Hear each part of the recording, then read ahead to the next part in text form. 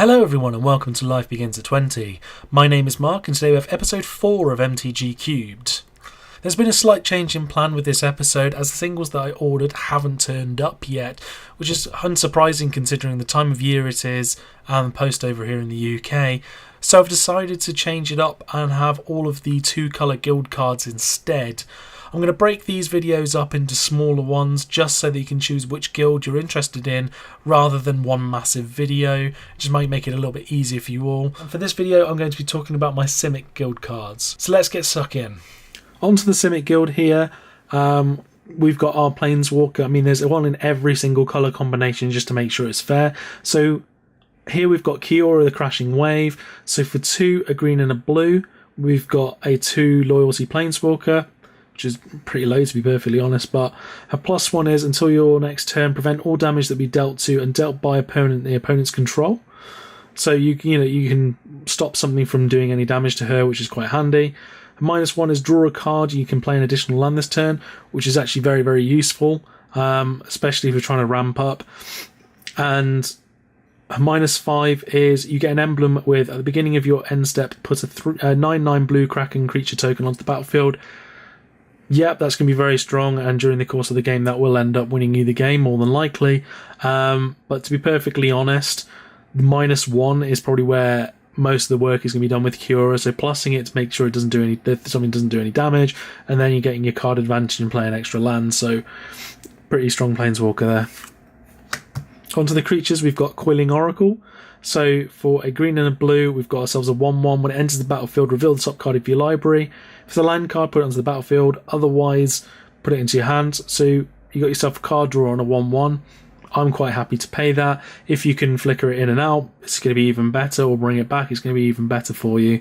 So you're either going to get yourself some ramp out of it, or you're going to get a card draw. Strong card. Next up, we've got Kiora's Follower. So for a green and a blue, you've got yourself a 2/2, which you can tap it then to untap another target permanent. So you can be swinging in for something. You can tap this then at your end step to untap it back, or it could even untap yourself either a mana rock you've got if you've already spent the mana with it, or land cards as well. So it could be very, very useful. Next up, we've got Bounding Krasis. So for 1, a green and a blue, you've got a flash 3/3. When it enters the battlefield, you may tap or untap target creature, which is very handy because it means then you could, on your attacking step, you could flash this in to tap down their blocker so it can't block you, or you could untap something of your own, which is to attack previous turn to block your opponents. Very, very handy. Next, we've got Edric, Spymaster of Trest. So for 1, a green and a blue, we've got a 2/2. Whenever a creature deals combat damage to one of your opponents, its controller may draw a card. This is really great for you because you're going to have, especially with green, you're going to be getting yourself a lot of really big creatures. They're going to be swinging in, probably with trample as well. Extra card draw. You're really going to be happy to see that. Next, we've got Trigon Predator. So for 1, a green and a blue, you've got a flying 2/3. And whenever it deals combat damage to a player, you may destroy target artifact or enchantment that player controls. Really do like this. If you're going to be able to swing in, you're going to be able to get rid of a lot of important things your opponent has. Do like that. One from Kaladesh here. So we've got Rashmi, Eternity's Crafter. So for 2, a green and a blue, you've got yourself a 2/3. Whenever you cast your first spell each turn, reveal the top card of your library. If it's a non-land card with converted mana cost less than the spell, you may cast it without paying its mana cost. If you don't cast it, then you get to put it into your hand. Worst case scenario, it's going to be card draw for you, but best case scenario, it's like a baby cascade, to be perfectly honest. Yes, you're not going to be able to go further down, but if your next card is going to be less than that one, perfect. And lastly, we've got ourselves Simic Sky Swallower. So for 5, a green and a blue, you've got a flying trample 6/6, which is great, and it's also got Shroud as well.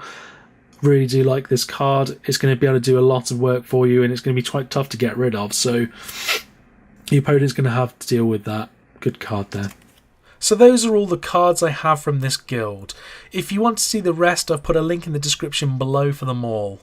If you have any suggestions for improvements to these cards, do let me know in the comments section below. I'm always keen to find upgrades for my cube and to learn what you all think. Your suggestions for my white cards has been truly amazing, so thank you all for the suggestions that you've given. If you enjoyed the video, please hit the thumbs up button and hit the subscribe button for new content every Tuesday and Friday. I'll be running my Christmas giveaway on Friday, so do watch out for that. Thank you all so much for watching, and I'll see you in the next video.